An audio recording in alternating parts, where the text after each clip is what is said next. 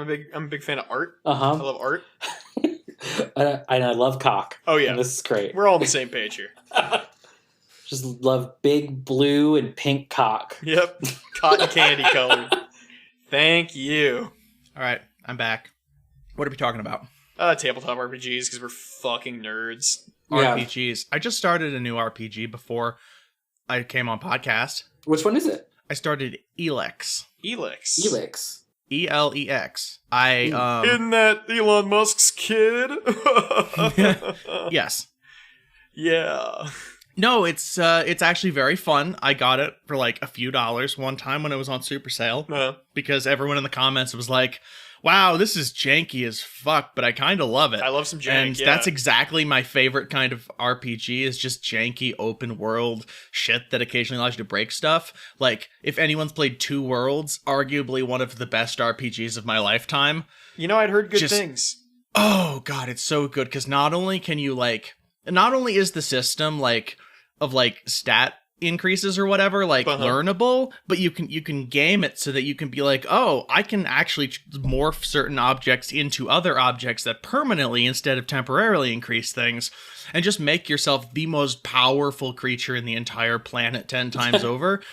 And you clearly aren't supposed to be able to do that, but the option is there if you just go through the right series of bullshit. And they're not like they're patching it to take it out. So it's just this game you can slowly learn, and it rewards you by giving you more and more ways to figure out how to break it as you do it. And it fucking rocks. And also it has some of the worst Eastern European voice acting you have ever heard.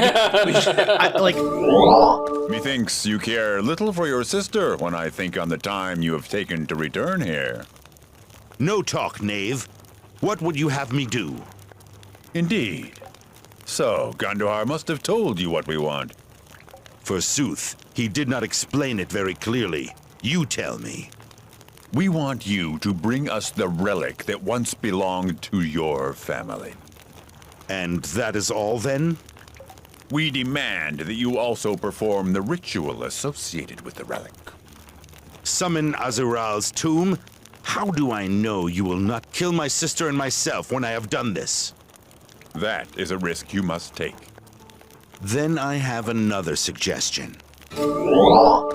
See, I thought Elex was one of the letters of the Greek alphabet, which we're suddenly learning all of them pretty soon because it's Omicron, baby. Omicron seems cool as shit. Yeah. Whatever the fuck Omicron is. I'm seeing our podcast doc. It says Omicron, baby. Omicron, baby. That is the David latest. Cage. David Bowie. They're both terrible. Tell someone who's been sick and not doing anything for the last week what the fuck Omicron is. Oh shit, she's got the Omicron. I don't know what it is. Oh, she's going to the Omicron zone.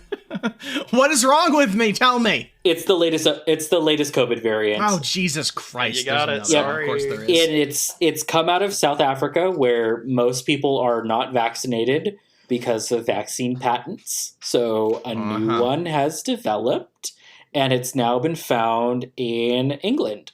Hey. And I've seen conflicting reports of it saying that vaccination with booster is fine against Omicron. I've seen say the opposite. I've seen people say, or I've seen articles that cite if you've had COVID in the past and are vaccinated, you should be fine. So this is just our life now. And I've seen people say that a man will land upon the moon in our lifetimes, but I'm not believing it. I thought, didn't China just do that? Or were they going to soon? Everybody knows China's not real. Are you telling me that our new great Cold War enemy is not real? Some sort of I mean, we can talk tiger, about you that might later say. in the show because it is on the docket. But Yeah, good. Yeah. Oh, good. Yeah, great. But yes, we are now living in Omicron. We're past Delta, Gamma, Iota. What happened to Delta? Delta is still around. Delta but ain't going away, it's- baby. And then I fire my shotgun in the air. Yeah. The thing is, none of these have really gone away. They've just mutated into stronger variants or different variants. Yeah, not it's either you necessarily die stronger. or your body kills it, or it mutates and you sneeze it out on someone else's doorknob and they lick their doorknob. And It would have been really that great was the best of if, us. when we had the vaccines developed, even how, like, maybe not the most perfect they are very effective. It would have been great if, you know, we didn't put fucking patents on them and let everyone develop, you know, them in their own country with the technology that we give them. Would have been mighty nice. I tell you that much. You notice how, like, smallpox isn't a thing anymore? Because the vaccine was not patented. No. Like, by design. Like, I remember, if I remember correctly reading, the inventor specifically asked, hey, don't fucking patent this. What was his name? Joseph Salt or something Salt? Yes. Because, he said, I'm failing world history, or fucking, what's the AP version of the US one? You know what I'm fucking talking about. AP US history? Yeah. A-push. I'm failing A-push. Well, he specifically said, don't patent this because then we wouldn't be able to eradicate smallpox. And guess what? Apparently there are only 2 strains of smallpox that still exist. One in a lab in the U.S. and one in a lab in Russia. Yeah. And that's it. The good news is, hence the name, it's really, really small, so it can't hurt you. Yeah. It's just itty bitty. It's a little baby. It's just a little guy. Yeah, just a SMOL pox. Oh, yeah. Now we're talking. Small bean pox. Heckin' smallpox. God. But yes, this is our life now. We don't get to have good things. We only get to have bad things and be continually sick. I mean, really, it is, like, the best, like, case scenario. Because, you know, we kind of already had, like, health austerity. But then you have to take into account, oh, shit, some people are, like, just naturally healthy. Or, like, you know, not particularly prone to needing to buy health from us. So, what if, like, everyone was just potentially sick all the time? Yeah. And that's just my take on mental illness. I mean, isn't that the anti-vaxxers' arguments about both mental illness and COVID? Yes, basically. You just invented, like people who were too into Hegel's version of, like, antipsychotic meds. See, it's like, when I do it, it's in, like, a cool, sexy Fisherian kind of way. And when they do it, it's in a cringe, Fisherian. Fisherian, yeah. Uh-huh, okay. Yeah. Like you know, it's like how people say the sides at Applebee's are Fisherian, you know? Of course. No, you like Mark Fisher, you know, like fucking capitalist realism, like ontology and Yeah. shit. That's Derrida, but he used the word a lot. I just didn't want to have to learn the Greek alphabet this way. I'm going to be honest, I am learning it, and I did not know it very good. I learned it in college because I was a fucking freak. Did y'all know I was in a frat? No. I've ever mentioned that on pod? Not that I remember. I know, it's gross, right? Every week, something to cancel you for. I know, and yet I remain uncancelable. I want to die. It's because you were in a frat. Those are the uncancelable people. I'm like the Beetlejuice of getting canceled. Y'all, we're only nine Greek letters away from getting to Omega. Oh no, are we gonna have to start saying Zed? That's not a Greek alphabet. I don't even know. No, that's Canadians being gross. Yeah. But we are only 9 away, and there is no end in sight so far. Oh my god. No, they'll be able to keep going. We'll get, like, you know, plus alpha and double plus alpha. Oh no. This is very bad. So like I was already okay with the idea of, like, having to get a booster every year because I get a flu shot. You do that for the flu. Something. Right, Yeah. it's a flu shot. That's fine. Yeah. And, like, you know, eventually the flu and the COVID vaccine would be in the same shot. Like, probably. Nice little cocktail. I hate to sound like a Posadist or something, but, like, what if climate change just kind of, like, fixes itself because, like, enough of the population dies that the major capitalist centers kind of crumble?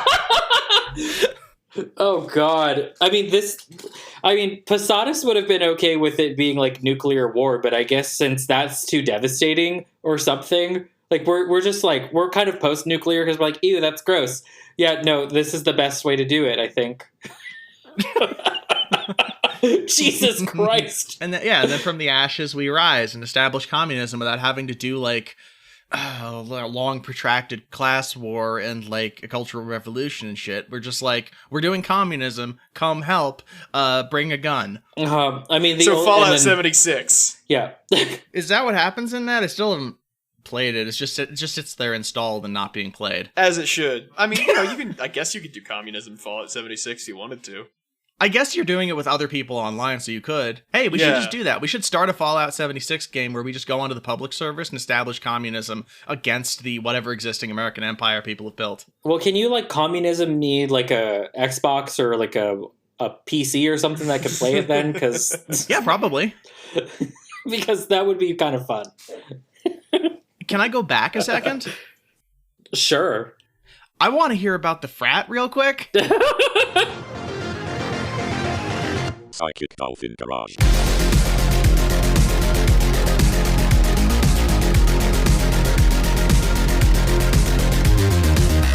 Can I hear about the frat? Oh, shit, yeah. I thought that was, like, just a hanging question to be funny. Fucking... No, I mean, you can cut right there and just start the episode and never address it, but... No, yeah, I mean, I spent my first couple semesters at Texas Tech, and, like, just, like, half as a bit, half because I was, like, dumb and, like, still kind of conservative. I was like, I'm gonna join a frat, and it's gonna be fun. And it was terrible, and I paid, like, $1,200 a year for it. Holy shit. I know. That's a lot of money, and they're not even going to buy the beer for you. My parents paid it for 2 semesters, and they were like, all right, what are you doing? They're like, are you getting anything out of this? And you're like, it was a bit. Like, I wasn't getting anything out of it ever. Mom, you gotta commit to the bit. Mom, everyone's going to make fun of me if I stop doing the bit now. Mom, if I don't commit to the bit, then what do I have? What do I have? I'm 20 years old, I'm libertarian, I'm in a frat, and I hate myself. I don't know what else there is. Yeah. If not that, then what?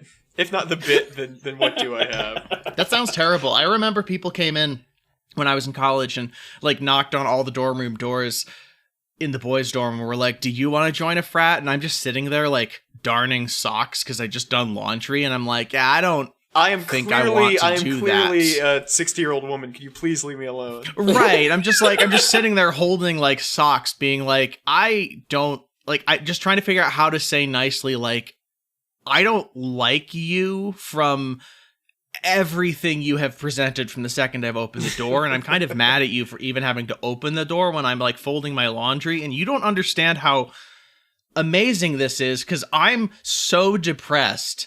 You can't, like, me folding my laundry is a miracle. Now you interrupt with this being like, you want to be even more of a man? And I'm like, no. Obviously not. I don't. Thanks. My school system, the Cal States, they got rid of Greek completely. Rightly because so. of hazing. The UC still have Greek, but Cal State's no more Greek. I think there are still some, maybe, but, like, almost no schools have Greek. Good. You know what I just realized? This is entirely off the subject, but I remember like, folding my laundry then, in that instance, in that first, like, week or two of school. And I was in a dorm for, like, a year of school, and then I dropped out of school because fuck that. Yeah. I don't remember doing laundry ever. I must have. But when? I mean, now that you mention it, I'm kind of in the same boat. No, I remember doing laundry.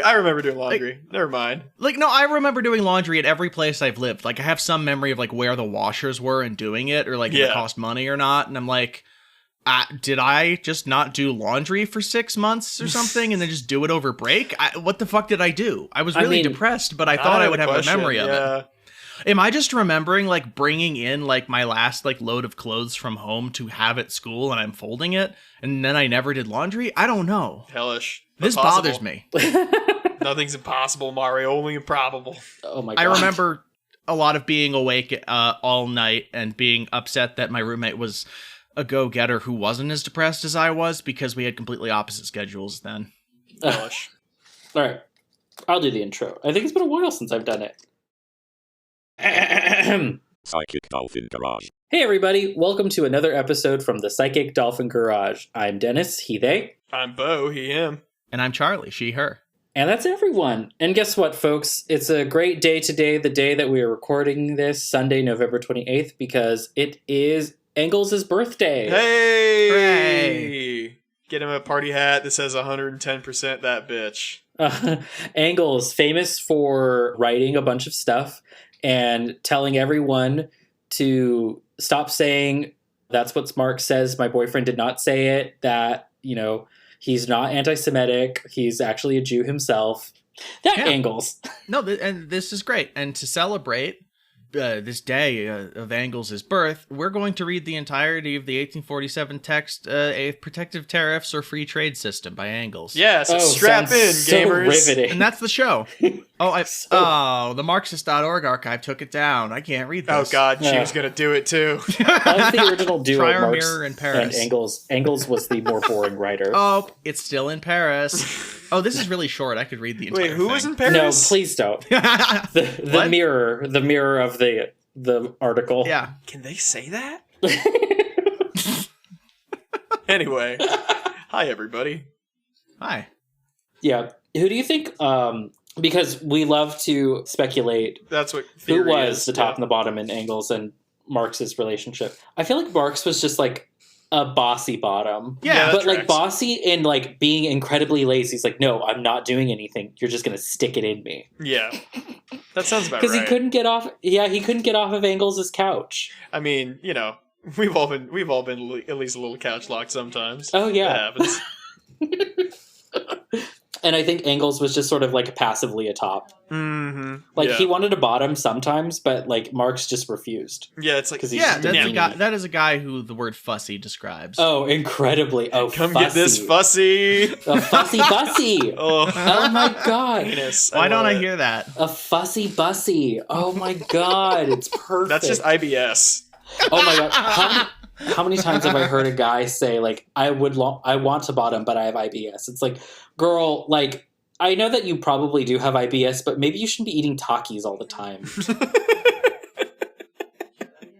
maybe the real IBS is 7-Eleven. Yeah.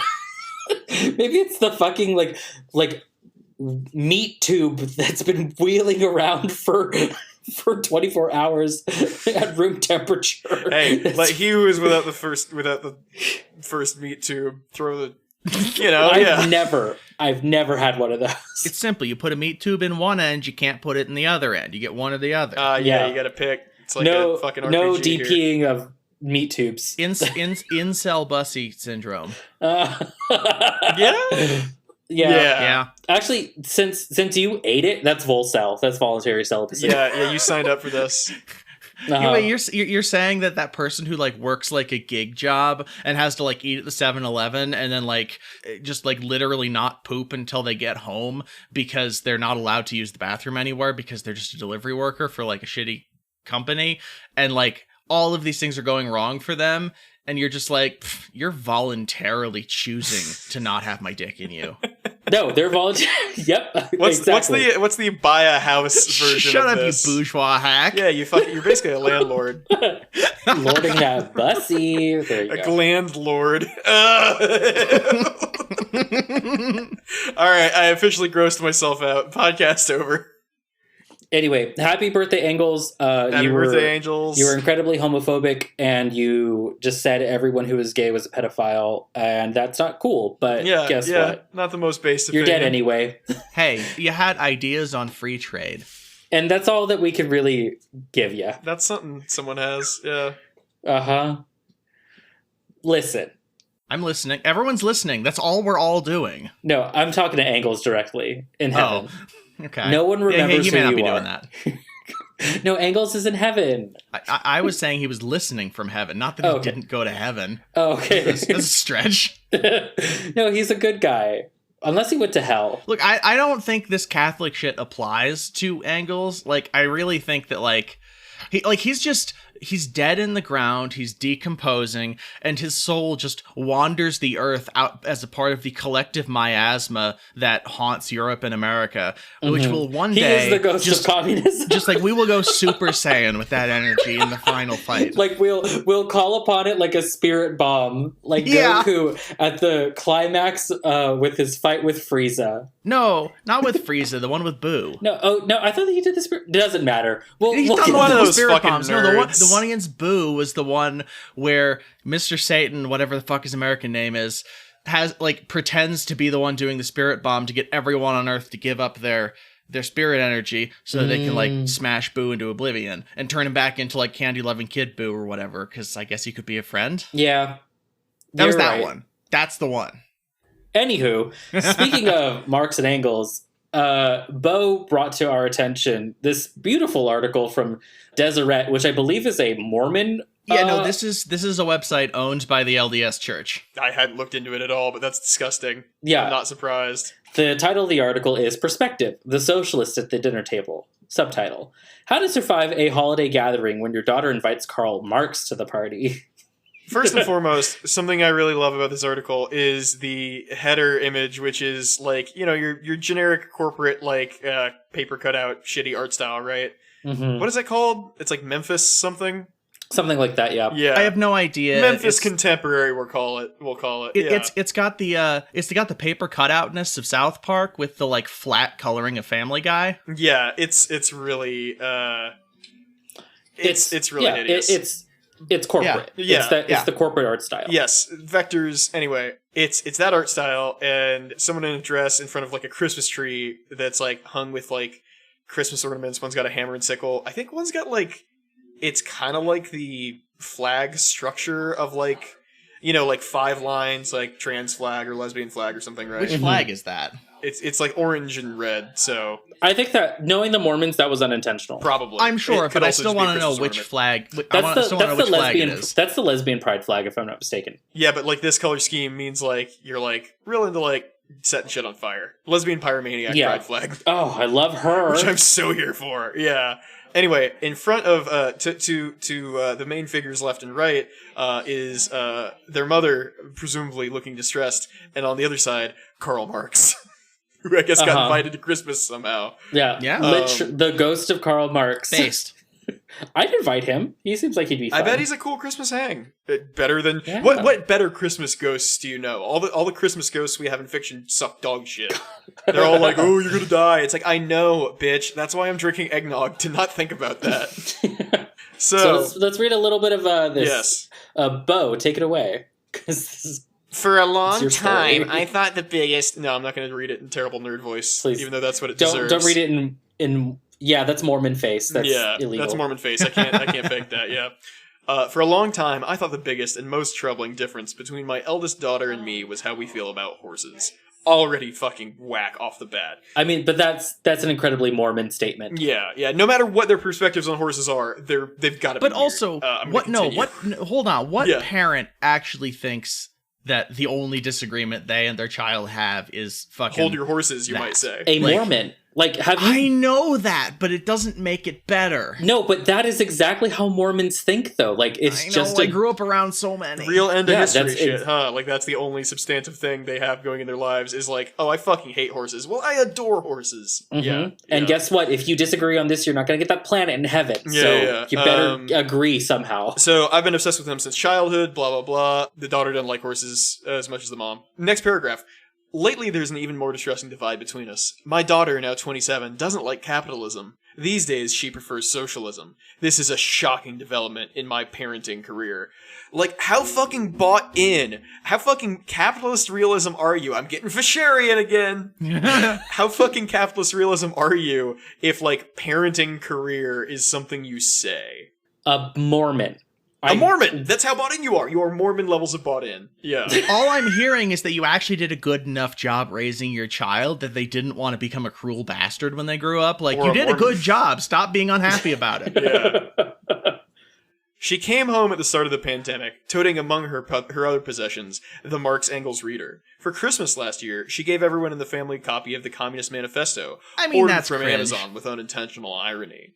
Everyone was excited but me. It's Veggie Tales. It's fucking Veggie Tales. I don't believe this happened. Yeah. Well, no, it didn't.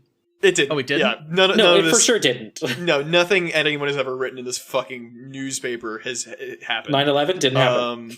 Everyone was excited but me, and they would all have cracked them open and started reading right there under the Christmas tree had I not distracted them by presenting everyone with holiday gnome socks. Just jingling gnome keys. Just Jingling like, gnome look at the keys, socks. yeah. Look at the Although, socks. no- You just sweep all of the Communist Manifestos into the fireplace. Knowing the Mormons that I know, they would just, like, oh, fun, a book, and just start reading it. Their Yeah, lives that's are true. incredibly boring. Yeah. Do you think they were all actually excited to... I'm going to pretend like this is real. Do you think they were all actually excited to read it, or do you think they're just conditioned to be like, oh, that's so kind of you. I'd love to learn about what you love. Yeah. Yeah. You have to do like the emotional labor equivalent of like rolling a rock up a hill every interaction you have with these people. Yep. All right. So, continuing. Recently, another daughter, a freshman in college, came home and said, "No one likes capitalism anymore." She says this in a house paid for by capitalism, filled with things bought by a capitalist. Between you and me, it hurts, but I go ahead and open up the conversation. Eat my shit. No, that's not how it goes. Under capitalism, it's every man for himself, she says when I try to engage her. Capitalism dehumanizes everyone because money is more important than human beings. It legit comes down to human greed. And it's like, Correct. Yeah, yeah. I mean, I wouldn't even say human greed at this point. It's kind of like an algorithm globe-spanning AI that is trying to eat itself. But, you know, it stems from human greed, Well, sure. So the mom identifies as a capitalist. Do you think she actually means, like, I own things? Like she's like a small business people for my tyrant? benefit? Like she's a Possibly. landlord or a small business tyrant? Like, I would assume she might be, but I don't think she knows what it means because she says in the paragraph you skipped, I didn't bother reading the manifesto, so I'm confident she doesn't know what that means. Also... Right. That home was not paid for by capitalism. You paid for that. Unless you are a landlord and your tenants paid for your house. Yeah. Which I don't... Seeing as the In which Mormons case, are fair very... enough. The You're Mormons right. are very, very strict about their gender roles, so unless that woman had to work, she doesn't. Yeah. I mean, she could still say it was paid for by capitalism because their dad's a landlord. Maybe she day trades. I don't think that she is. Like, she clearly... Like, whoever fake wrote this just isn't actually, like, aware of what a capitalist is. What capitalism is or how it works, yes. They do seem to have at least a 101 level understanding of, like, what someone who is just learning about being against capitalism knows. They're allowed to go to college for a little bit. I guess what I'm saying is I do believe that one of their kids came back and said, under capitalism, it's every man for himself. Like, I do believe that. Okay, so to answer some of y'all's questions, actually, this next paragraph. Okay. I point out gently that her transactions with her favorite restaurant down the street, a sushi spot run by a local family, represent capitalism in its simplest form. Voluntary exchanges between individuals that improve the lives of each party. So there's your definition. That's just called trade. That's or just bartering. trading. Yeah, Also, that's It's what that just is. like a market at best. Sushi from Utah. Oh, God. The Utah sushi, run by a local family. If you can read the subtext of that. Sushi. Suta. Sure, Never Not mind. working. Yeah. Look, I tried. Yeah. It's sushi that they eat in like hard taco shells. Yes, definition of capitalism. For this, she has an answer that is one-size-fits-all rebuke to every argument in favor of capitalism. Jeff Bezos. Kid's got a point. Kid does have a point. This is 100% made up. Yeah. I don't have anything to say. It's made up. Go on. Yeah. No, it's that's all I have to say is that it's 100% made up and like there's no way The that kid this has is a real. point. This is the problem. This is probably made up, and they're still like the kid's still more right than the brighter who's making it up to make Absolutely. it look bad. Yeah. Wouldn't it be really funny if they got their information about capitalism by listening to this fucking podcast? I mean, I think they get something out of it at least. Yeah, but They hopefully get that they're a fucking idiot. I only say that because the next paragraph is how the writer of this article and her mother never really agreed on anything until she turned 16. But unlike my children, I have not once uttered the phrase "eat the rich." Oh, God forbid. No. Yeah. Yeah. Hey, her daughter has a one-size-fits-all rebuke to every argument in favor of capitalism. Jeffrey Epstein didn't kill himself. That's got a point. Continuing. There's much to be admired about the zeal of youth and the determination of every generation to overthrow the assorted idiocies of their parents and improve their own lot. The baby boomers have been there and done Correct. that. Yeah, just that. No, they haven't. They haven't been there and done that. No. Charlie, you haven't heard the worst of it. In fact, the baby boomers practically invented teenage rebellion with their shocking rock and roll music, long hair, and hot pants. They too were rebels with causes. Civil rights, Vietnam, and free speech. Moreover, the anti-capitalist impulse is nothing new, and it's just as likely to be inspired by Henry David Thoreau as by Karl Marx. Thoreau, that's the Walden Pond asshole, right? That's the Walden Pond asshole. So the Yes. guy who like had his laundry done by his mother up the road a few blocks, but like lived in a hut at the pond for a year and just looked at the pond and said, "Wow, nature is kind of important." Like, I mean, yeah, that could inspire a basic capitalist sentiment to understand that, like, oh, colonialism is an expropriation and an exploitation of the land. And you could probably also, get there. Maybe my mom shouldn't be the person doing all my laundry. I'm 40. But it's like you could probably get there to some sort of understanding of like, oh, I understand sort of the political economy of colonialism and its relationship to nature and how we frame other things. And so, like, but you definitely read Karl Marx at some point in that process. Yeah, as much as I like to shit on this type of person, like, you can be Chet Hanks and class conscious. Like, I hate to say it, but it's technically possible. But here's the thing. This person clearly has not read Marx, but instead read a lot of Henry David Thoreau, because the next 3 paragraphs are about Thoreau. Yeah, they're a book report. Oh god, so they haven't they haven't even like read like Marx for Dummies or something. No. Yeah. I actually have a really good book called Marx for Beginners. It's really good because it really breaks down Hegelian thought. Oh no, Hegel again already. Yeah. Because like, you know, dialectical materialism comes from Hegel, but it really breaks down what the hell materialism or like dialectics is. It's actually really useful. So that's a suggestion from me, not this fucking book or not this fucking article though. Yeah, let's get through the fucking end of it here, please. I'm praying to every god, but especially the Mormon one, show some fucking mercy. Truth is, I'm skipping the book report, by the way. We don't need to know more about Thoreau.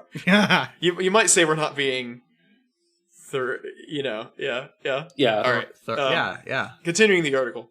Truth is, most of us eventually turn out alarmingly like our parents, which is why the Progressive Insurance Dr. Rick advertising campaign is so funny. In the commercial, Dr. Rick coaches young people on how not to do things their parents do, like texting with one finger or planning to leave a football game in the third quarter. This is just how these people talk. They just recap ads to each other. That's, again, Mormonism. That's Mormonism. Like, there is a subset of people out there who, like, that nothing tells me I will not get along with a person faster than if they ask me, did I see an advertisement because it was funny as hell? And I'm like, I don't like you. Yeah, the fact that you see advertising, the fact that whenever you see an advertisement, you don't erupt into a thick, viscous, fucking boiling rage. Like, come on. Yeah.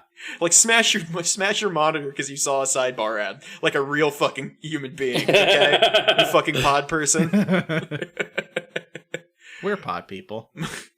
Speaking of mental issues, the company's chief marketing officer, Jeff Charney, told the Washington Post that he built the campaign around a psychological concept called introjection, which is the human tendency to adopt the ideas and values of people around us. Psychologists used to believe that kids started becoming more like their parents when they have children, but now they think it starts when they buy their first house, which is something my kids have yet to do because of, Jeff Bezos. Yes.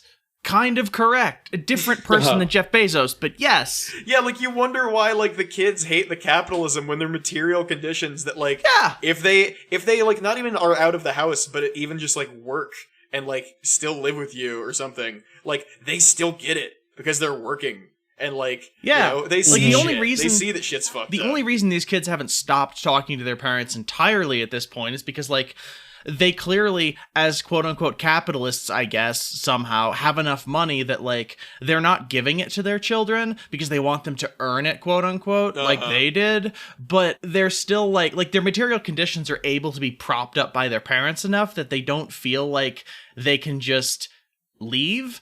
But they also believe all their friends because you're all experiencing the same shit material conditions. And you know what? Yeah, if you just given your kids the money, this is the thing, is if you just given your kids the money to buy a house at the age of 24 or whatever, as soon as they graduated college, or even before they graduated college, and just did that, they'd just be little yuppies. They would not believe this. They would yuppies. Just be capitalists. Yeah. Yes, they would. So that's the really wild thing, too. You touched on this briefly, is that this is, like, the bracket of, like, people who are really mad taxes on billionaires exist when they're making, like, $70,000 a year, you know?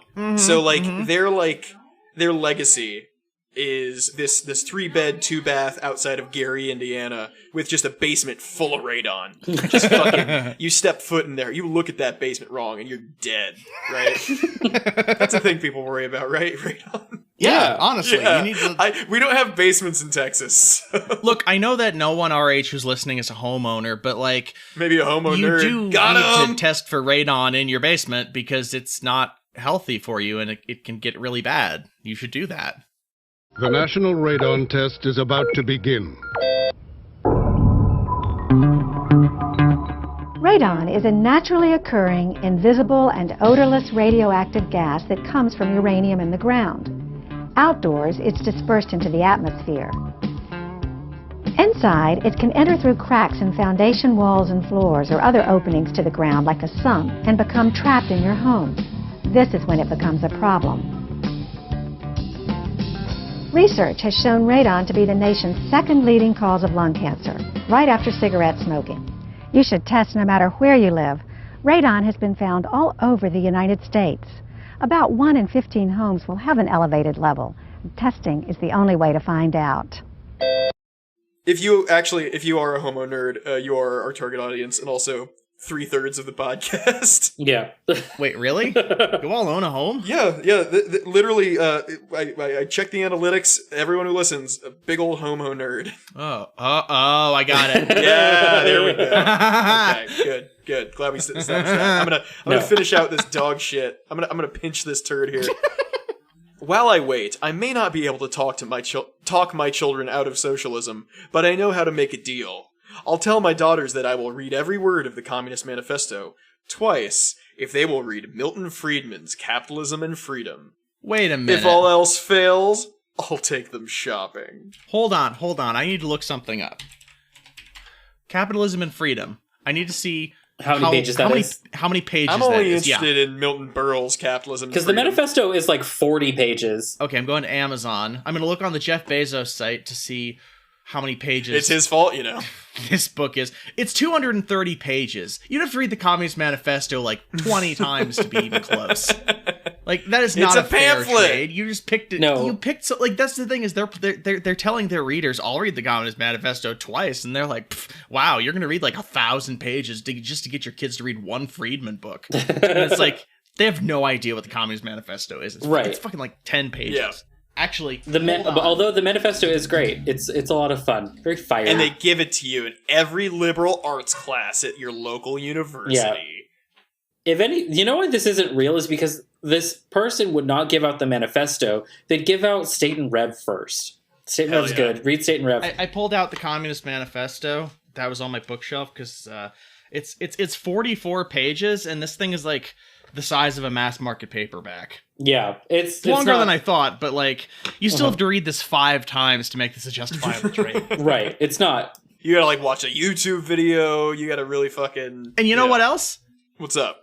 The author says, hey, I'll make them this trade, but fully admits, like, as of writing, that, like, basically, this author is saying, I'm writing this like it's in the past, but I'm going to end it with a thing I'll definitely propose to my children in the future, after having already written an article saying, I haven't bothered to read that shit. Yeah, these very real conversations had with their daughters, yeah. Like, literally, the kids are going to read the thing in Deseret News because they're just obliged to as a family tradition. God, they, like, open it, like, the day of Christmas morning, and fucking, like, all have to sit and pretend to read it before opening anything else. Yeah, and then they're going to open up their presents and receive a copy of Milton Friedman's Capitalism and Freedom, and their mom's going to be like, what do you think about that deal? And they're like, shut up, you're not going to read that thing. You know that you're not going to read it. I'm only here because, like, I got kicked out of my apartment. Yeah. Because of Jeff Bezos. It's fucking Jeff Bezos. I'm only here because I almost died of radon poisoning in the house that I had to rent for $3,000 a month. Still in Utah, too.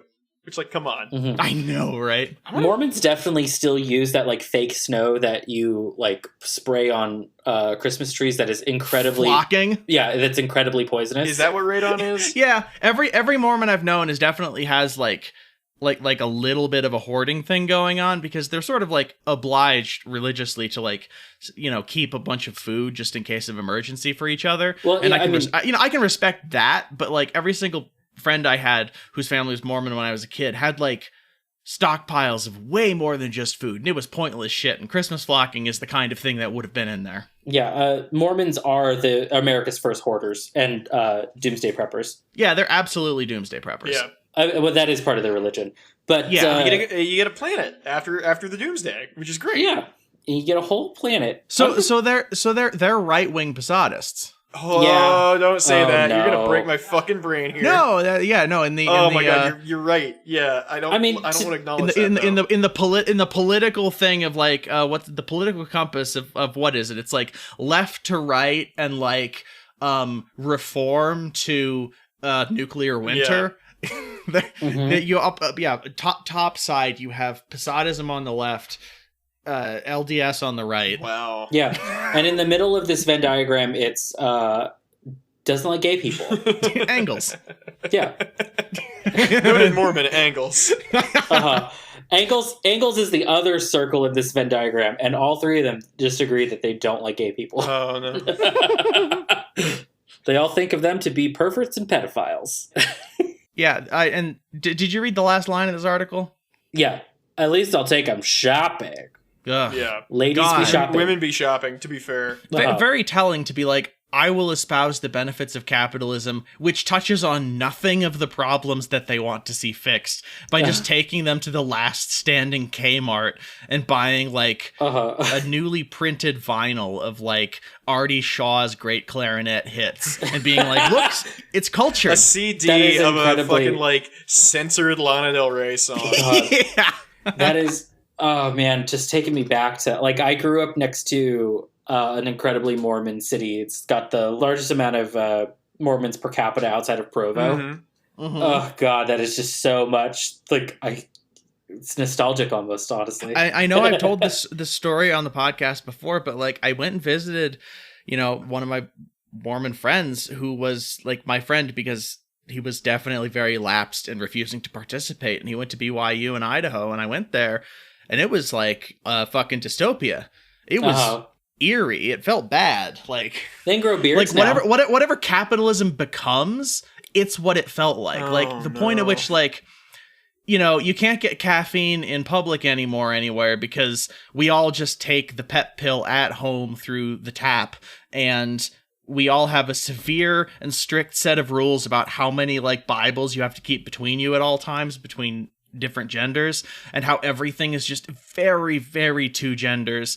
And also like there's just not people walking around on the streets between certain times because everyone has the same fucking schedule. Wow. Because that's how they keep control. Like it was fucking eerie. Like it felt like the way that like they try to portray fucking North Korea in shitty documentaries. God damn. Like, honestly, that's the only other place I felt that vibe, and I'm kind of not kidding. Well, that's wonderful. That's some capitalist realism for you. There really fucking is. I'll go live in the goddamn DPRK before I live in fucking BYU, Idaho. God, same. Mm-hmm. Yeah. I mean, that's not really even a choice. Like, that's just I don't obvious. even fucking know Korean, Yeah. and like don't know if I have the mental capacity to learn any other language. But shit, I'll take it. But like, the state will provide you all the tools to learn it. Shit, you're And right. let you. I'm just fucking And watching train Muzzy you, like- videos in my like fucking quarantine hotel for 2 weeks. Like, oh, I'm gonna be so good at this once I'm out. I did watch over the quarantine I have watched Muzzy, which is now available in Mandarin. Oh fuck yeah, that's tight. Wow. It'll be very useful because pretty soon we will be blown to smithereens by China, according to literally every news outlet. Yeah, that's what they're saying. Well, trigger warning, it's a Fox News article. Oh my god. Every week you bring a Fox News article. Like, They're so good. They're like crack. I can't help it. It is so good how bonkers they are. But Taiwan scrambles Air Force fighters to warn off 27 Chinese jets in buffer zone. By the way, Taiwan's buffer zone, if we believe that Taiwan is its own country, which it's not, even under Taiwanese definition, this would not be a buffer zone. It's just other Taiwan. It's just other China. Like they can't do this. But anyway, the buffer zones overlap.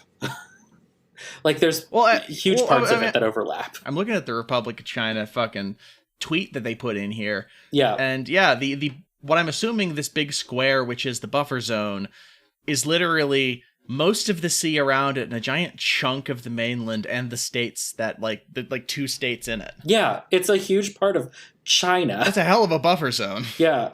But there's been rumors, there's been rumblings that because of this and because of the United States sending, who doesn't, by the way, recognize Taiwan as a country, but instead recognizes both China and Taiwan as China, making this incredibly confusing to talk about. Right. Well, I mean, it's the Republic of China versus the People's Republic of China. But when you talk about it that way, it's like, oh God, which one was which?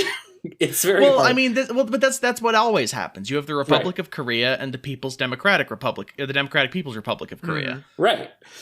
But it's not really confusing. It's just the one that took out like People's or Democratic is the not democratic one that's run by capitalists. Well, the confusing thing is why we know why the United States is going to send aircraft carriers to help China protect itself from itself, which is what's happened in the past. It's very likely going to happen to the future if it hasn't already happened. But officially, when the United States does it, sends aircraft carriers to protect Taiwan, they're officially protecting China from China. Okay, you're just saying on paper it looks funny. Yeah, it's a very silly thing to have done. Because obviously what they're doing is they're sending troops in to protect Taiwan, quote unquote, protect Taiwan from China, who is like, hey, why are you flying planes over here illegally? How dare you shouldn't you have fly done that. fucking planes. Fuck you, you son of a bitch. But also the parts of China that Taiwan is flying a lot of planes in happens to be where a lot of semiconductors are being made.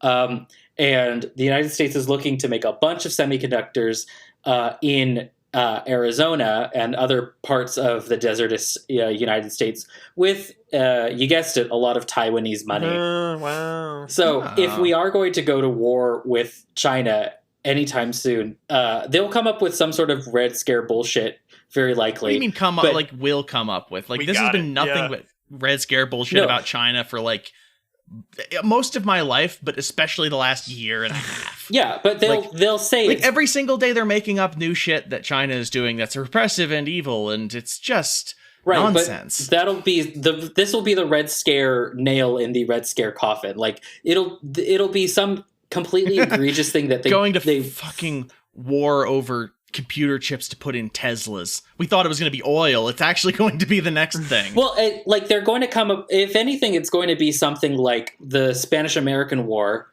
where the United States just, false flag sinks their own ship. Yeah, it's going to be one of those. I mean, we saw that. We saw that. They were showing those videos of like, oh, we're taking satellite images of space, of the desert in China, where they're building a gigantic U.S.-shaped aircraft carrier to test on. And I'm like, wow, that's actually kind of badass that they might have a gigantic aircraft carrier on rails in the desert for target practice to like test ship. It's very guns. Fucking apocalypse punk, yeah. Yeah, no, that's super cool. Second, it's just an aircraft carrier-shaped aircraft carrier. Like, they're just saying it's American. And it's like, I'm sure they do have, like, a testing range. I mean, really, for how aircraft different carrier. can a fucking aircraft carrier be shaped? And I'm sure there's some very fucking horrible person who has an answer to that, and I don't want to hear it. Right. Exactly. They're taking pictures of these from space. You can't take a picture of a fucking, like, aircraft carrier deck-shaped thing from space and be like, that's American. Yeah, that's it. It's got a big old red, white, and blue color scheme. Yeah, you see that? It's got George Bush's face with his mouth hanging open for where they click the slingshot into. So it's like his tongue is launching your plane. Yeah. But very likely, I have a feeling that the United States isn't going to just jump into a war. Because everyone kind of remembers Iraq and Afghanistan. Like, they're at least not going to do it under a Democrat. They're going to do more Cold War shit over a Democrat. But yeah. if Trump gets into office, it's going to be an actual war. Or whoever. Yeah, Pence. Whoever it is. Well, Buttigieg. Cotton. I don't know he who just they're doing switches now. sides, to hey, whatever's most expedient. Well, see, here's the thing, is like, we're talking, so there's multiple things going on here, which is one, we're talking about it as a Cold War, which suggests that, like, all of the Cold War stuff was fought as proxy wars. Now, I will, like, go to my grave, like, just thinking that Afghanistan was in part just a huge proxy war in the Cold War. Like that sort of like that marked the shift from like Russia to China as like who we're doing proxy wars with, because like, you know, all of the stuff coming out of our news organizations about China keeps focusing on the border with Taiwan, the border with Hong Kong, or the border with Afghanistan. Like those are the three spots that all the atrocities happen, apparently. Yeah. I think that's notable. I mean, you're not. I could see that. And so I'm just saying, I think that's part of the long-term, just sort of incidental shift in Cold War rhetoric. And on top of that, like the news has been backpedaling a lot of the atrocity stuff, because they're just like, the Uyghur genocide has stopped now, and they're also like, that whole ran out like a tap. Yeah, they just kind of were like, ran out of Uyghurs. Yeah. Well, yeah, I mean, honestly, that's what they're like. That's what they said, is like, I took a bus ride and I took some pictures of like barbed wire and shit, and now I'm scared that's why that they may have fully destroyed Uyghur culture. And I'm like, I don't know, fucking.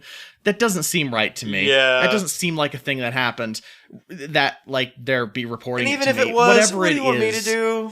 What do you want me to do? Well, that's you want me to be mad at, like, certain movies that come out? Like, Yes, no, that's the point of those articles, is it's part of the Cold War do you culture want me to, like, war part, post a where fucking you're picture of Xi Jinping as Winnie the Pooh? Is that what you fucking want from me? Yes, that's what they want. That's explicitly Because what that's they even want. too much. I'm too like, lazy for that shit. Well, because that's the other thing, is like they also did the reporting recently that, China's social credit score thing is actually just sort of like a state-run Better Business Bureau, and it's not actually Who would have guessed? a thing Who that's... would have guessed? Right, it's just a thing that like made small business owners have to be less of a shithead, and I can see why Americans don't like that, but they could have just told that story and it would have worked. So, but yeah, so they're walking back a lot of the old talking points. They did the who is it, Peng Shuai thing this last couple of weeks, where, you know, she posted a thing on Weibo about how, like, you know, hey, I had a relationship that with one of the leaders of the Communist Party, and he invited me to his house with his wife and was like, I want to start our affair again. Let's do it. And kind of like pressured me into starting it. And then we had sex, and it kind of felt a little icky about it, and I didn't like it, and I felt pressured. And I'm not sure if they had sex or not. The translation I was able to get just says relationship. But that all said, like, basically, she just said, like, because then all the news stations reported that, like, there's a Me Too case in China. And it was a really a fucking bummer, because it was like, well, it's like her post went down off of Weibo after that, because she's just like, I don't like this whole. I hate that this has become literally, like a my story public became an thing. international shit show. Yeah, she might have taken it down. It might have been taken down. I don't fucking know what happened. I would assume she probably just took it down. But then the news stories just said for like an entire week, she's missing, she's gone, she's being held prisoner and tortured. And then like there's just videos of her like doing shit places, just Going living to her fucking life. Just like Starbucks or something. Yeah, just like doing like a tennis camp with kids and shit. And it's like, I don't know. I'm not enough of a conspiracy theorist to be like, oh, it's definitely like it's a body double. That's what, they want me to believe it's all controlled, and that like she's being forced to say those things or else. And it's like, I don't know. I really think she's just having a bad time, because her statement about like this really heartfelt thing about like, I had this really shitty relationship that was actually, you know, really, really incredible for like a decade. Like, I was fucking head over heels about this thing, and then I kind of got pressured into starting it again. It made me feel worse, and now I'm depressed and my brain is bad. And then it turned into an international, China is destroying the possibility a Me Too victim will ever get justice because she was raped. And I'm like, holy shit. Is China doing the one doing that? Is that what you got from this? I'm like, yeah, no, the fucking, like, no, it's our news that is preventing that possibility from happening, because that's what I'm saying, yeah. We blew it up into an international Cold War fucking incident, and everyone online is literally posting pictures of Xi Jinping as Winnie the Pooh, and every single fucking China-related thing I'm on Twitter is just like, where is Peng Shuai? And it's like, I don't fucking... living her life. Like, obviously that situation sucks, but like, goddamn. Yeah, I don't know what the... Like, I'm just over here. I don't know what the whole deal is, but this is what I've been able to gather by, like, reading her fucking, like, Chinese Twitter posts, whatever, the Weibo. Damn. It's like she's still putting posts on there. Like, I'm just putting them in Google Translate to read them. It's not easy, but you get the gist of it. Yeah. But to the point that I was trying to make is like, you are supposed to feel like your attention being paid is what made it stop, apparently. When it's actually probably much more complicated. Oh yeah, no shit, that's a great take. As much yeah, as like, it's essentially like Pavlovian consent manufacturing, like where every time you believe what we have sold you on, you've done yourself a good job. Here's your Reddit gold. Yeah, it's because like I don't want to sound like I'm making any statement about what I do or do not believe happened, because I'll be the first to admit I'm not there. I don't know. Regardless, the point of the media cycle in the U.S. about it is, yes, look at it, pay attention to be angry about it, and post things. That means it stopped. Your attention, like your belief, an idea, it's an idealist thing. Your idea that it is bad manifested into real political change within the world, and they ramped it down because you paid attention. Thank God. The whole thing of Peng Shuai is, you pay attention to Me Too and get mad about it with us, the media, and then everything's going to wind up okay eventually. Even if it's all repressive, it's going to wind up okay. But you believed hard enough. And the fairy came back to life. Yeah. Yeah. And like, that's the ongoing Cold War cultural thing we're going to be seeing a lot more of. And this whole Taiwan thing is very much the same. Like, we need you to be scared and mad about China and its incursion by the People's Republic of China. And by being mad about the fact that, like, they're not respecting the no-fly zone of Taiwan, then like that's going to lead to something where they say, China has backed down on our military strength. I just don't think we're at the point where we can sink our own ship and start a fucking war with China. No, we're not there yet. But this is another one of those where like some planes just barely clipped the bottom corner of the Taiwan no-fly area. I almost wonder if we'll ever get to the false flag sort of situation, though, because I only say this because I think that people would be too skeptical. Do you think? I think a handful of people would be too skeptical and be like, there's no way that they would actually do that, because it would be like economically unsound for China to have done that, because and also for us. Well, also for us, because we're the large, like, as much as we may hate each other, or these states might hate each other, they are like their biggest markets. We are dependent on them for our basic functioning as a country. Yeah. And I don't know. I don't want to sound like a dangist, but I respect that as a strategy. Respect the hustle.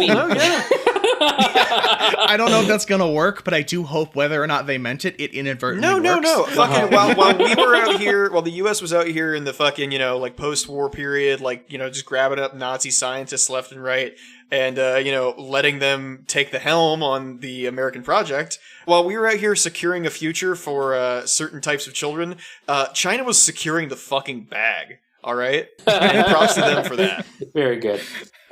Thank you. Accidentally becoming a supporter of market economy, socialism, by being like, well, hey, they got the bag. They secured the bag. That's a materialist analysis. That's the one thing Americans have to respect. They secured the bag. There is a bag. They got it, and now they're building railways. Yeah, absolutely. Yeah. Like to make a fucking coat, you need a certain number of yards of linen.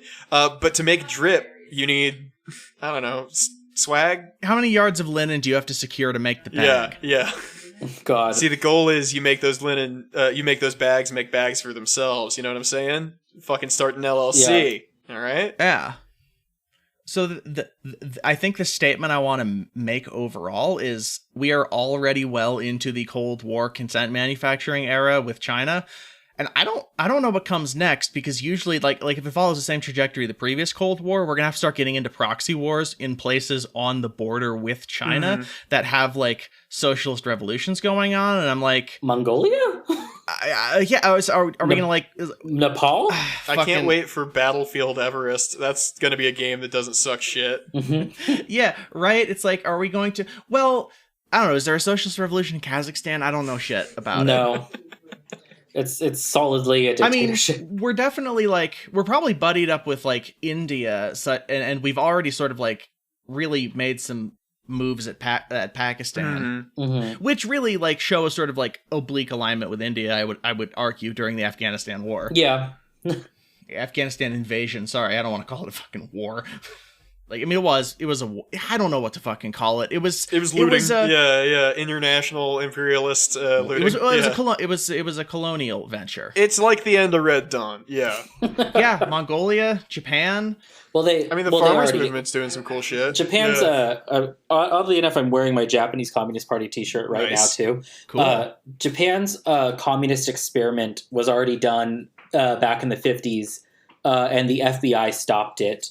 Literally with guns, because the Japanese Communist Party, after being devastated by 2 nuclear bombs, and to this very day, they are pacifists, but they're also anti-colonial and want the United States out of Okinawa. So they were actually going to march onto the Diet and just sit in and take over the Diet peacefully and just be like, okay, get out. But the FBI stopped them with actual guns, which are... mostly, they're not illegal in Japan. They're just incredibly hard to have. Yeah.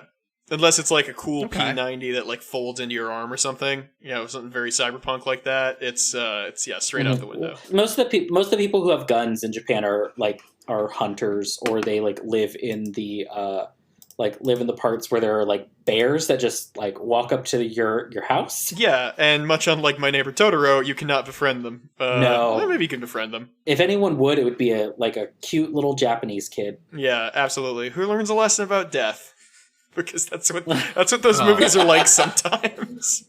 They don't die, but they learn about death. No, and it's poignant, but also a bummer. Yeah, well, you know what else is a bummer that involves children death? Yeah, that's a great way to start a sentence. Sure.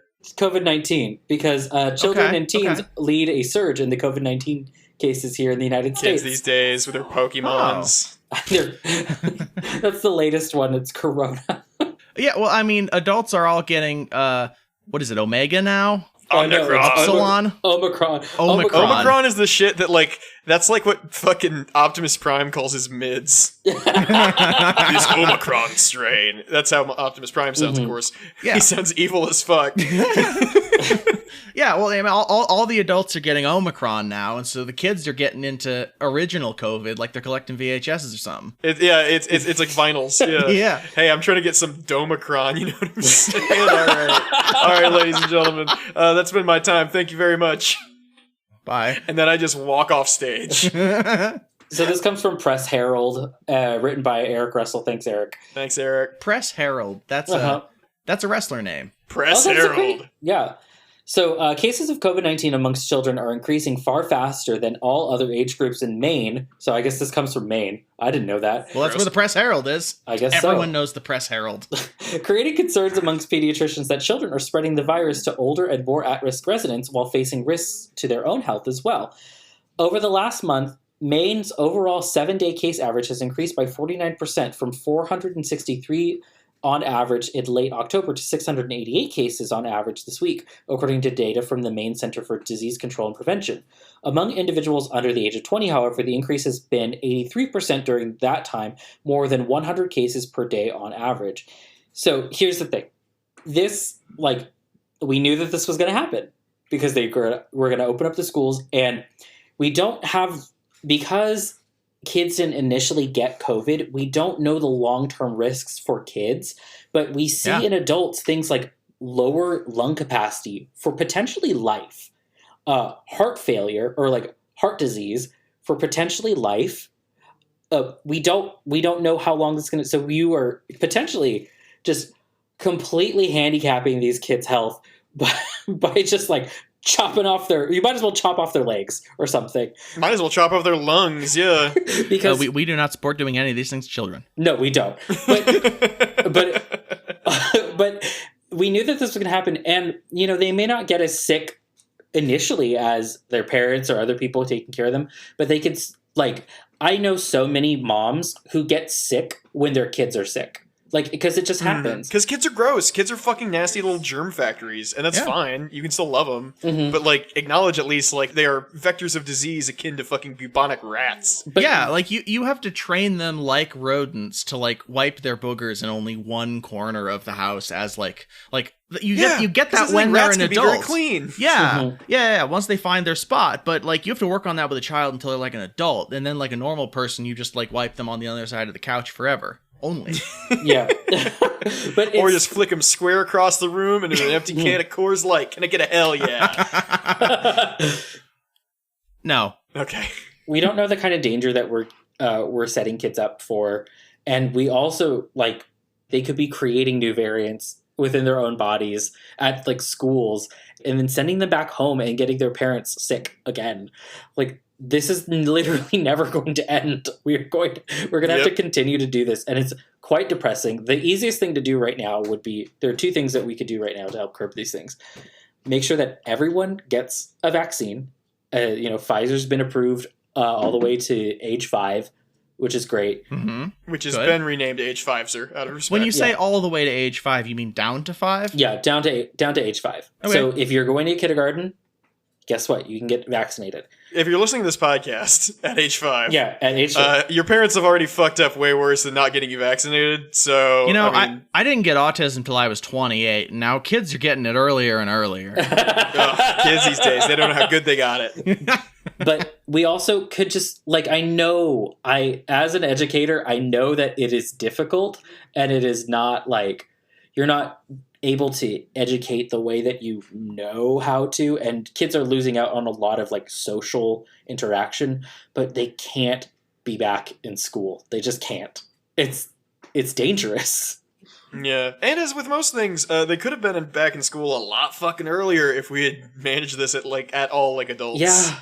Yeah. Who could have guessed that this would have happened and completely derailed us? And probably for the rest of history. Fucking Fukuyama. Probably. I mean, at this point, it's been going. Yeah.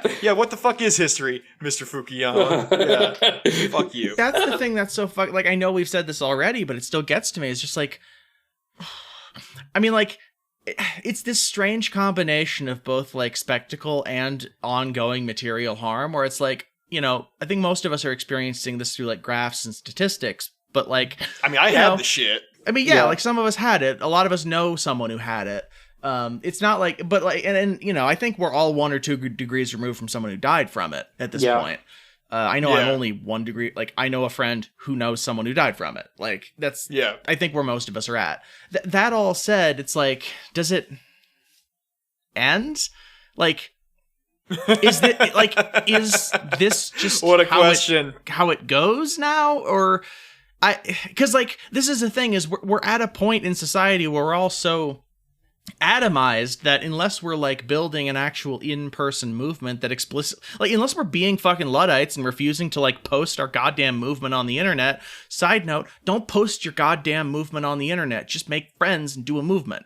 Like, you will become known by everyone who it matters that you are known to, and it does not matter anyone else. Posting is praxis. No, it's not. It's not. Don't do it. It's like, you can do it. Just understand that it's for funs, and that's all.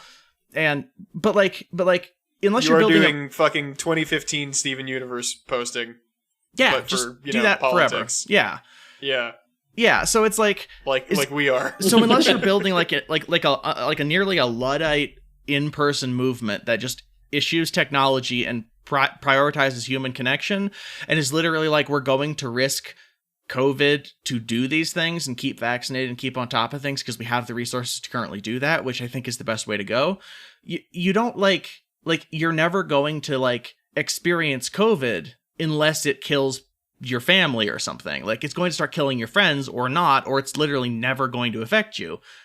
Because we're in the country that has all the vaccines and resources of many countries, but we're not in, like, we're one of the ones hoarding them. Yeah. And preventing other people from becoming well, which means that we're in a place to be able to do things in a way that other places aren't, but our policy will never be zero COVID. It will be just enough that you're fine. Get you back to work. Well, it's just whatever amount of COVID kills just under the amount of people it takes to cause riots over the deaths. Like, that, which as it turns out, it's probably a lot. Right, given how atomized we are, you could kill off, I would argue, a quarter of the entire country before we started to really fucking grindingly feel it, every single one of us. Like, and yeah, it's just going to be a fucking spectacle on the news, like we were talking about with the China shit, where it's just like, just believe hard enough that Bill Gates should do the right thing, and maybe the right thing will happen eventually. And I just like, is this like what it comes down? Like, I'm starting to like think about it like, okay, should I be preparing for the inevitable reality that this is just going to be around forever? And even though we might have waves of it because our vaccine hoarding prevents it from, coming through in any serious way. It comes from other places in the world, which then get here and spread like wildfire. And maybe we do a lockdown once every 5 years to like prevent more spread. But I don't. It's like Bloodborne, where like every once in a while everybody just has to close up their doors and like hide behind them, giving cryptic advice because otherwise COVID might get you. Yeah, we have like instead of the purge where it's like 1 day a year, it's like 1 month out of every 100 months is a lockdown, and that's like the purge month where lots of people literally just die. And yeah. Except they all work at like the grocery store, so you can safely ignore them. Yeah, but can I get a reality check from you two? Like, is it reasonable to start thinking like, I think this might be a feature of a lot of our lives for a substantial amount of the rest of it? Like, this could be a decade on. I mean, if nothing else, like even if like everything just got better tomorrow, like just both the like fucking personal and like literal trauma of like having gone through it all, like. People were broke-brained before the pandemic. I don't think spending, a year inside, at least, in theory, has helped that. Yeah. No, and specifically, like, that's what a year inside and a year in the post-COVID world, because a lot of people are just out in the fucking world full-time now, because that's how it's going, that's how it works. Yeah, and not to get too personal, because I want to leave people mostly anonymous, but, like, I've been, helping. I lived at a friend's house for the last month and a half to help this person not kill themselves because the last 2 years have been so re-traumatizing that every bad thing from like this person's entire life just fucking reared up in force and did not subside. And it's like, it was a huge step backward in healing. And also like that last month and a half has led to a lot of really, really positive revelations and understandings of what actually is going on underneath things in a way that like actually presents paths forward, which is a great place to have been able to come home from after like we started there with like, I have like, a plan to die, which I will say we had a really good laugh about because it was like an absolute like fucking like bananas scheme, which I'm happy that the two of us can laugh about it. Involves some roller skates and a fucking jetpack. It very much involved like sailing out into the middle of the ocean and throwing yourself overboard of a boat after drinking poison. Like it was romantic. It was like I don't feel uncomfortable saying that out loud because of how impossible that is. Mm-hmm. Like it's not. It just. That I may or may not cut that out. I'm not sure, but regardless, like it was a really great place to start from there and get to like wow, like really substantive healing. But the reason that happened is because I lived there for a month and a half. Nobody knows someone who can live at your house for a month and a half and do that. No one knows someone who's gonna do that. Like I think it's the thing we should all do for each other. But the only reason I do it is because I'm blessed with the ability to do it instead of working. Like that's the thing I do in the world instead of laboring for something Jeff Bezos for Jeff Bezos. Owns. Yeah. and like that's been really positive. But if that's like what happened to like my friends who have gone through a lot, God, everyone else who doesn't have that support is fucked. Yeah. And it's really, it really hurts my heart because like, that's the whole thing about being a communist is we want to be like really kind to each other and support each other through those things. And we have only got like, one person in us at a time to help with that with. And we can dedicate a lot, but like at some point it's like, that's just kind of working on survival, honestly, not like any sort of movement building. I'll admit all the people I help with this stuff wind up communist because you do kind things and say it's helping. It's you do kind things and you help and you dedicate yourself to this and you say it's because communism and bam, there you go. Like I would really love to do that kind of like emotional work with more people that I know and with the Communist Party as a whole to like actually have that be a part of and a substantive part of a movement because it's really necessary. And I'm not as good at going out and do it. Like my being of the people is like helping with the emotional shit, not necessarily like a lot of hard labor in the field, if you know what I mean. Like that's Yeah. my best use is that. And shit, I'll take that because I'm emotionally vacant. And that would actually be great, is if you were out there like, you know, like meeting neighbors, finding people who are fucking unhoused and just seeing what people chewing need, fucking and making sunflower lists. seeds and telling jokes. Yeah, hanging out, finding out what people need, making sure to get it, and like I can do some like logistics for everyone, some list making, and also just like mostly like just talk to you about the fact that you're an emotional vacuum or whatever you said, because that's like where I would do that. best. Well, yeah, no, I get you. Yeah, well, you're gonna have to if you're gonna do the communist movement. Too bad, motherfucker. Yeah, too bad. You gotta like be well. You're gonna have to feel feelings. Yeah, sorry. You're getting force field. I just make the spaghetti. Yeah, no, that's great. Like, there's, I mean, honestly, like all of these things are super the three important jobs within that structure. Those are all things. Those are the 3 jobs that exist. Yeah. Oh, I can crochet hats. A job for every gender. Yeah. But like, yeah, so I'm thinking about that a lot lately. Like, is the future of this, like, we're going to have to kind of like do protections, do in-person stuff, just move on from this, and like, just like, we have to just kind of be Luddites and step away from the constant barrage of like, there's a new COVID, there's another thing, because I think this is going to be a feature forever, and its danger will probably be present for a very long time to come, because I don't see this going away in the next 5 years. Yeah. The rate it's going. So like, I think the option is you have to step away from the spectacle of it, not let which also has the side benefit of you not being poisoned with like Cold War bullshit. And yeah, does that seem like a thing that needs to happen? Like, is that the way to go to some degree?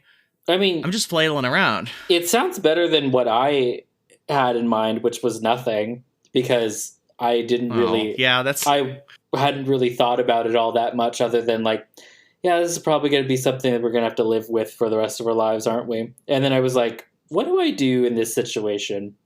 And I was like, don't know yet.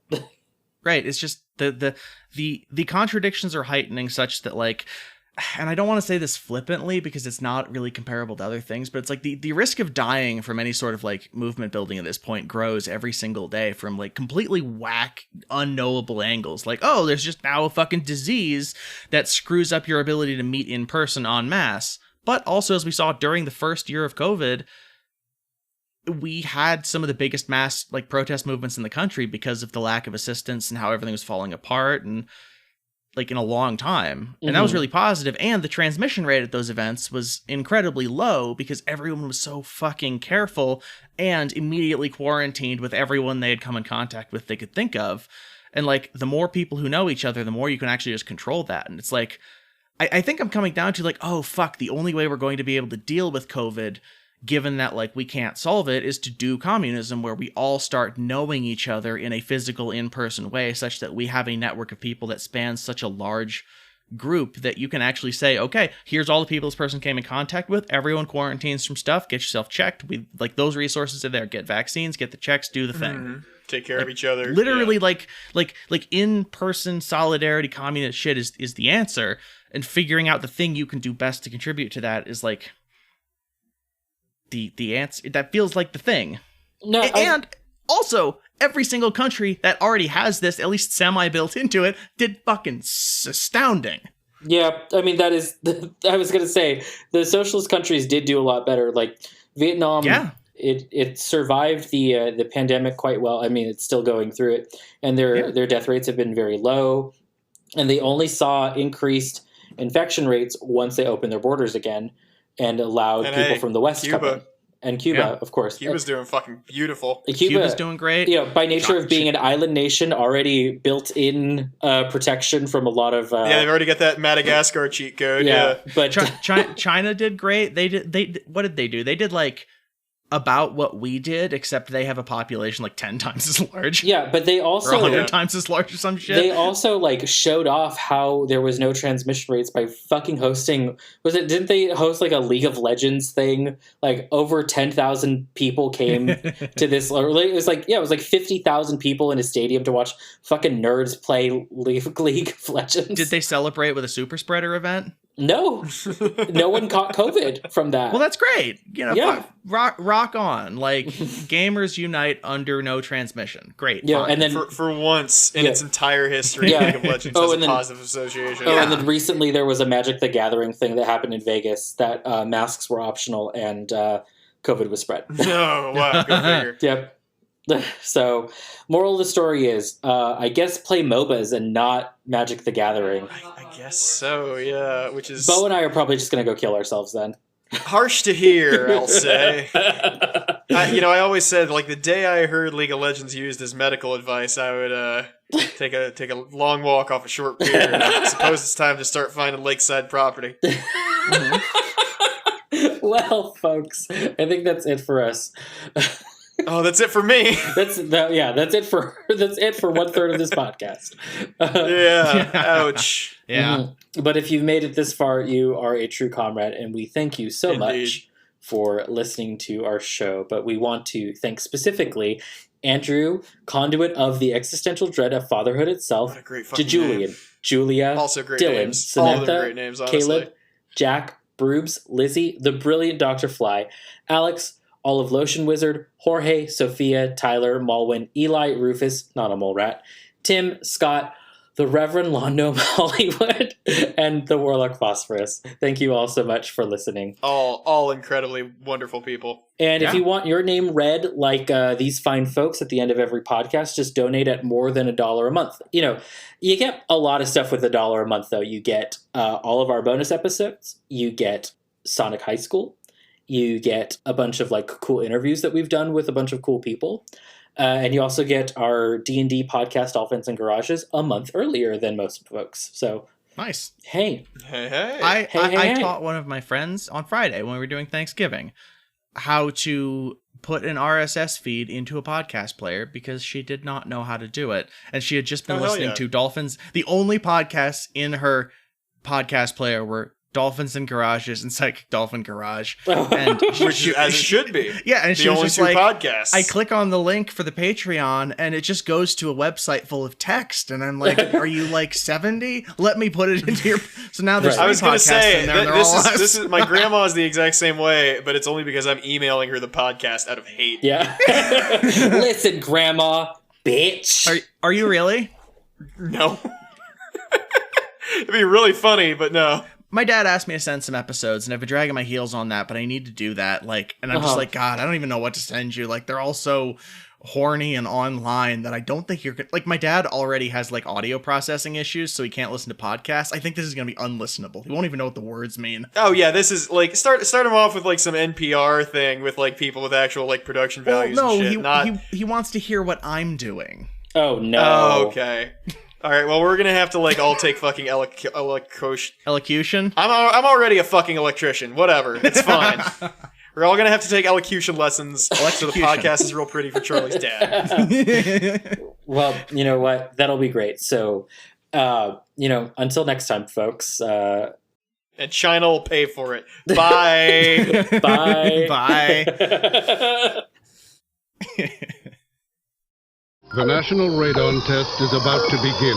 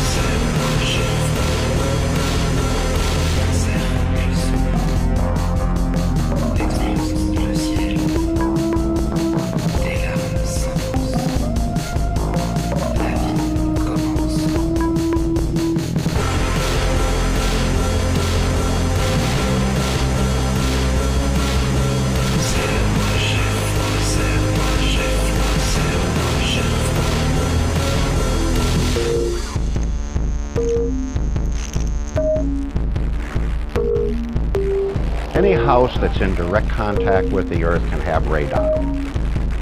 old houses, new houses. If you're moving into a house that's got a passive radon system, you should still test for radon. Even if it's got an active system, you should still test for radon. What we're doing here is creating a vacuum underneath of the house, and the radon gas or any other gas in the ground will be attracted to that low pressure field. We're going to suck it out of the ground before it gets into the house and blow it out to the atmosphere, where it would normally go if you didn't have a house here. You should always test a house after a radon mitigation system has been put in to assess the operation of the system. Make sure that the radon is an acceptable level. An acceptable level. An acceptable level. The national radon test is about to begin. Have you heard of radon? Radon? Radon. Comes up out of the ground or something? Is that a gas? Something dangerous that you're supposed to check on to make sure it's not in your home. It's a naturally occurring radioactive gas that percolates out of the soil and comes into houses. Radon is the second leading cause of lung cancer.